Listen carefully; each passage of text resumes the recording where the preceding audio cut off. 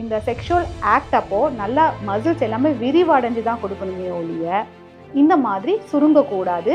இந்த மாதிரி நம்மளுக்கு ஒரு வால் மாதிரி க்ளோஸ் ஆகக்கூடாது, ஒரு தடுப்பு சுவர் மாதிரி வரக்கூடாது.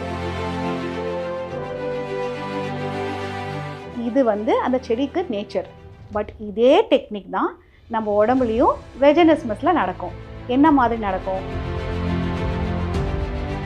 ஸோ இந்த மாதிரியான ப்ராப்ளம்ஸ்க்கு நம்ம கிளினிக்கில் 444 டெக்னிக்கில் நம்ம ஆன்லைன் கன்சல்டேஷனாகவும் கொடுக்குறோம், டைரக்ட் கன்சல்டேஷனாகவும் நம்ம கொடுத்துட்ருக்கோம்.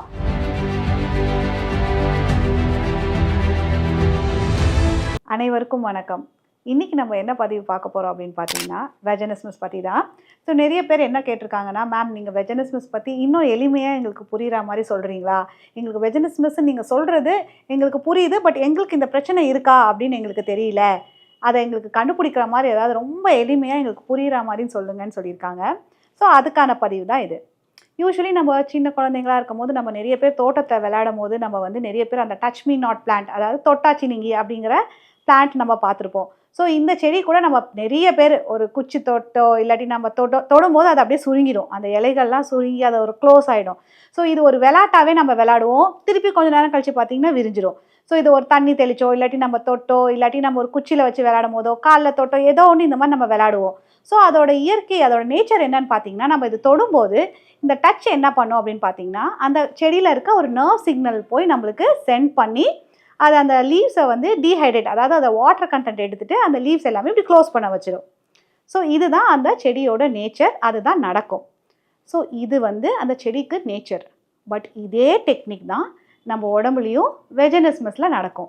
என்ன மாதிரி நடக்கும்? ஒரு நம்ம டச் பண்ணும்போதோ இல்லாட்டி நம்மளுக்கு ஒரு செக்ஷுவல் கான்டாக்ட் டைமில் அந்த ஒரு ஆக்டை பற்றி நினைக்கும் போதோ இல்லை அந்த ஆக்ட் நடக்கும்போதோ என்ன ஆகும் அப்படின்னு பார்த்தீங்கன்னா, இந்த மசில்ஸ் எல்லாமே நம்மளையே தெரியாமல் இந்த டச் அப்படிங்கிற ஒரு சிக்னல் இல்லை அந்த செக்ஷுவல் ஆக்ட் அப்படிங்கிற சிக்னல் என்ன பண்ணுன்னா, அந்த நர்வ்ஸில் ஒரு இன்வாலண்ட்ரியான ஒரு மசில் கண்ட்ராக்ஷனை உண்டு பண்ணும்.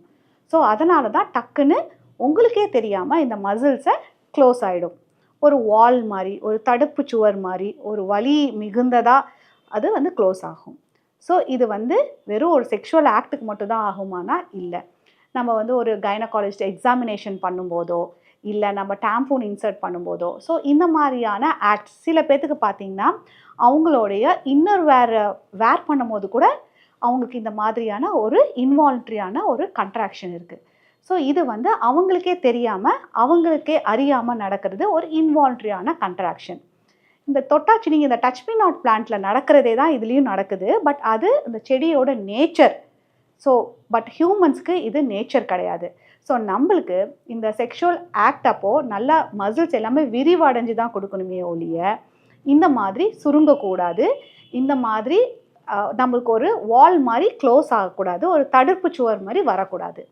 ஸோ இந்த மாதிரி உங்களுக்கு ஏதாவது நடக்குது, நான் சொல்லும்போது இந்த மாதிரி ஒரு பெயின் இருக்குது, இல்லை உங்களுக்கு இந்த மாதிரி ஆக்ட் பற்றி நினைக்கும் போது ஒரு வால் மாதிரி உங்களுக்கு தடுப்பு சுவர் மாதிரி ஒன்று தடுக்குது, இல்லை நம்மளுக்கு சிவியராக பெயின் இருக்குது, உங்கள் தைஸ் எல்லாம் க்ளோஸ் ஆகிற மாதிரி அவ்வளோ டைட் ஆகுது அப்படின்னா கட்டாயம் இது வெஜினிசமஸாக இருக்கிறதுக்கான வாய்ப்புகள் நிறையவே இருக்குது. ஸோ நீங்கள் அந்த மாதிரி டைமில் நீங்கள் என்ன பண்ணணும்னா, கட்டாயம் இதை பற்றி உங்களுக்கு ஒரு அவேர்னஸ் இருக்கணும். ரெண்டாவது, ஒருவேளை உங்களுக்கு ஒரு சின்ன சந்தேகங்கள் இருந்துச்சுனாலும் நீங்கள் ஒரு கைனகாலஜிஸ்ட் கிட்ட போயிட்டு உங்களுக்கு இந்த மாதிரியான ப்ராப்ளம் இருக்கா அப்படிங்கிறத ஃபஸ்ட்டு ஒரு கன்சல்ட் பண்ணுங்கள். ஏன்னா இது நம்மளுக்கு ஒரு ப்ராப்ளம். இது ஒரு ஃபேமிலி லைஃப்பை ஸ்டார்ட் பண்ண விடாது. மோரோவர் இது ஒரு நார்மலான ஒரு செக்ஷுவல் ஆக்டையே நம்மளுக்கு நடக்க விடாது. ஸோ இது எல்லாமே உங்களோட ஃபேமிலி லைஃப்க்கே ஒரு தடையாக இருக்கலாம்.